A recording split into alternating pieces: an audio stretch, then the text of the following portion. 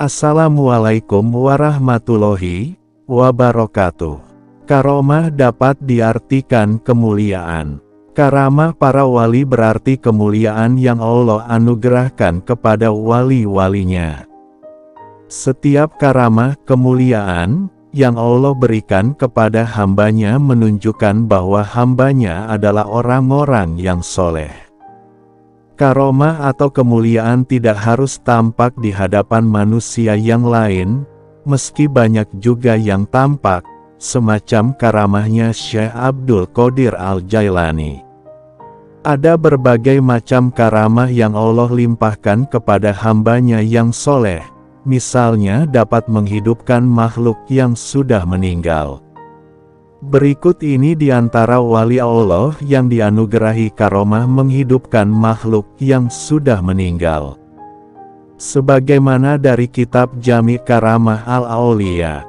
Akan tetapi, yang harus diingat bahwa semuanya terjadi hanya dengan kudrah dan irada Allah.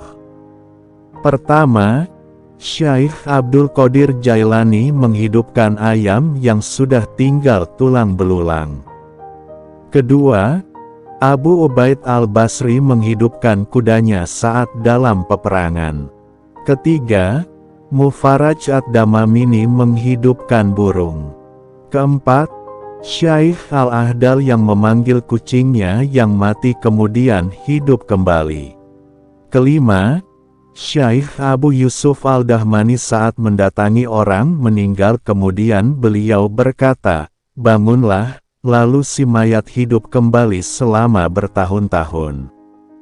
Keenam, Syekh Zainuddin Al-Faruqi yang menghidupkan anak kecil yang sudah mati dengan doanya kepada Allah. Ketujuh, seorang wali yang berasal dari Indonesia dan sangat masyhur namanya. Beliau adalah salah satu dari wali sanga yang menyebarkan Islam di tanah Jawa. Adalah Sunan Ampel yang konon, saat berharap-harap tukang sapu masjidnya masih hidup. Beliau berkata, "Andai kata Mbah Soleh masih hidup, masjid pasti bersih," gumam Sunan Ampel. Hingga secara tiba-tiba Mbah Soleh datang dan membersihkan masjidnya kembali. Akan tetapi tidak berselang lama, Mbah Soleh kembali wafat. Masjid itu kurang perawatan sebab orang-orang yang mengurus kebersihan masjid tidak serajin dan tidak serutin Mbah Soleh. Kemudian Sunan Ampel bergumam seperti sebelumnya. Tiba-tiba Mbah Soleh muncul dan menjalankan rutinitas seperti biasanya. Seperti sebelumnya, hidupnya Mbah Soleh tidak berselang lama, beliau lalu meninggal. Peristiwa ini tidak hanya terjadi 1 atau 2 kali, namun hingga 9 kali yang menyebabkan Mbah Soleh memiliki 9 makam. Tentunya, masih banyak wali Allah yang memiliki karomah yang dapat menghidupkan orang mati.